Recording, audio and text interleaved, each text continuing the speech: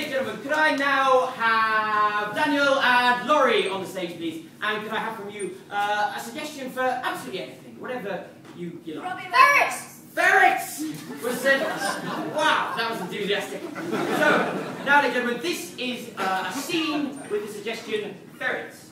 Well, we're not doing quite as well as the polecats. No, I mean, did we have to choose a ferret as our...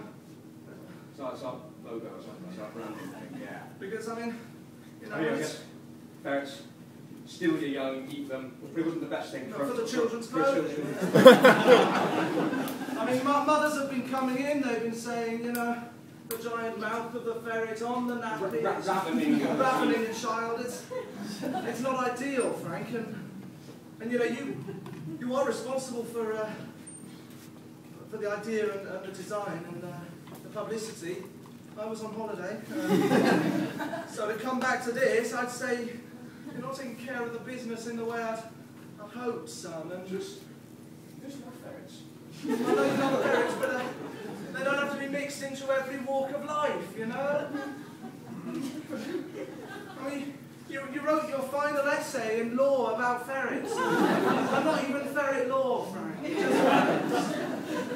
Related to that, it was issues involved. It wasn't issues, it was about them digging. The examiner said that they'd never read anything with less relation to the subject, you know? And whilst that in itself might seem an achievement, it's not the sort of achievement I really wanted to be going for, Frank. But Dad, you gave me the chance. You said do the market research, and I did. I looked at the other companies. There's the one which does bedding, which has got the elephant and the hippo, and I've seen documentaries about them. They too are pretty vicious beasts. Well, they're looking happy in a bed at the time, not ravaging a child, so... It's a presentation, that's what it's saying. It's a presentation of the animal. It's more than that, Frank, you know.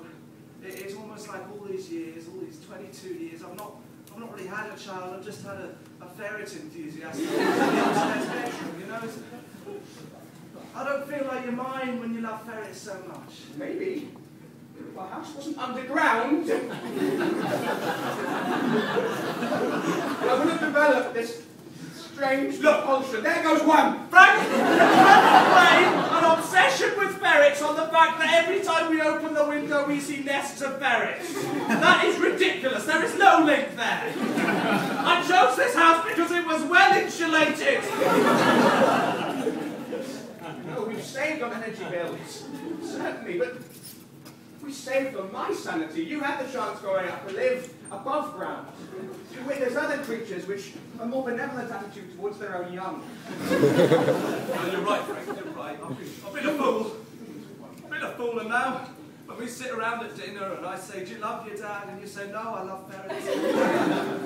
Maybe all that would have been different if I hadn't built this damn house underground. What was I thinking?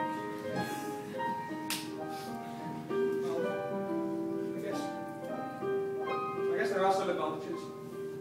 The insulation one, we've covered that, but also, we live in New Zealand, Dad. New Zealand, after all, is the home to the Lord of the Rings franchise, and many tourists come to New Zealand to see the site locations, and maybe we could get a round door on our house and charge people to come and pretend that they too are hobbits. Frank! I didn't think you had it in you. That was I've got some marketing new after all. That was a supremely strange and complex plan, but by God, when I look at you now, I see the young me. Really? And I see my son, Ferret Boy Frank. I don't know what to say, but I feel so happy that we did move here, and maybe... Well, there goes one.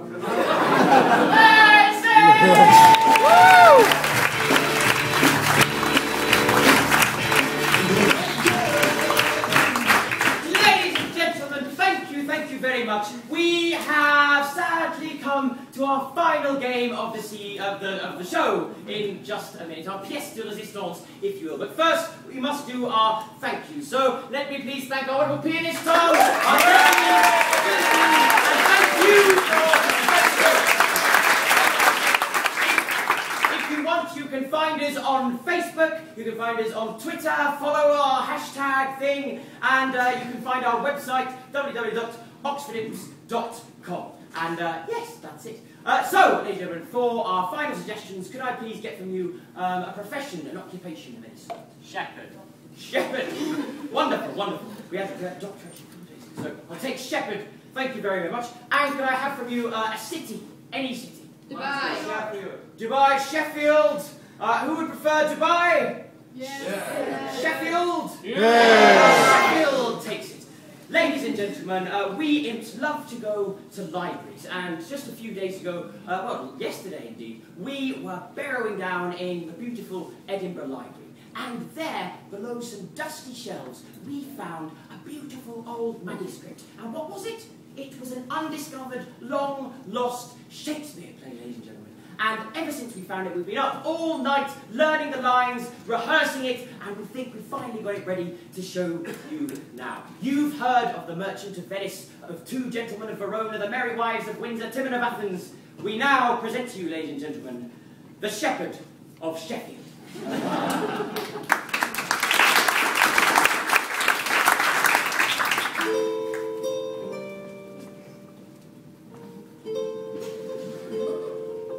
In fair Sheffield where we lay our scene, on a hilltop where few have been, we find a shepherd boy, all alone, far away from his own home, standing there guarding his sheep, trying desperately not to fall asleep, counting them one by one,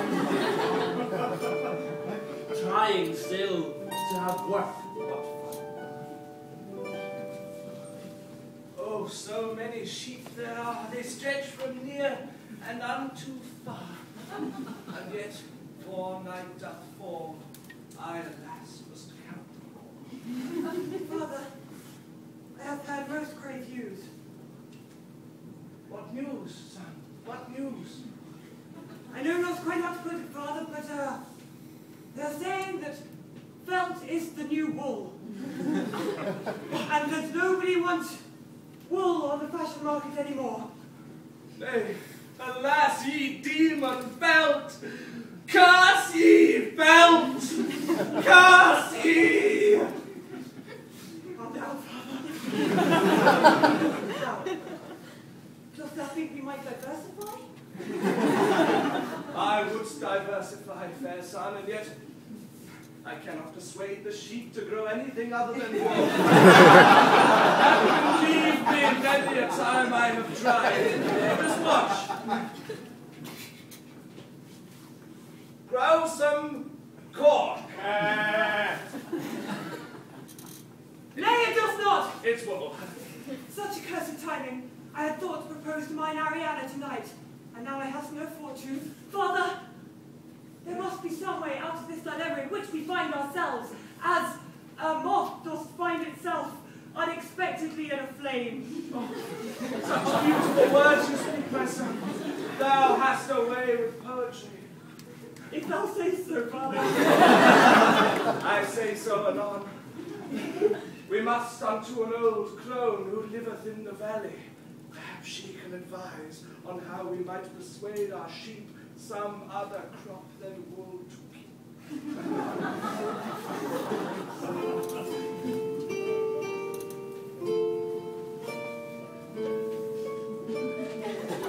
Down to the steel mills of Sheffield we go, where the steel has not yet seen to be known. Before the steel, Sheffield was famed for another substance already named. Yes, that is right, before the mills began to smelt. What did they make? It was a felt. By God, my lad, keep working there. What? Aye, sire, I must confess by my troth, I do not know why these furnaces need to be so hot for the production of felt. Keep pouring this slag in there. Quick, quick, we need heat to make it. Thou knowest this, I knowest this.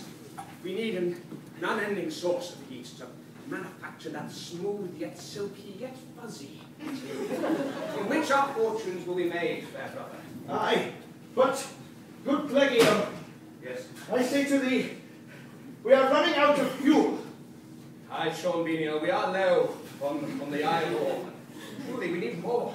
But where can we find such a material?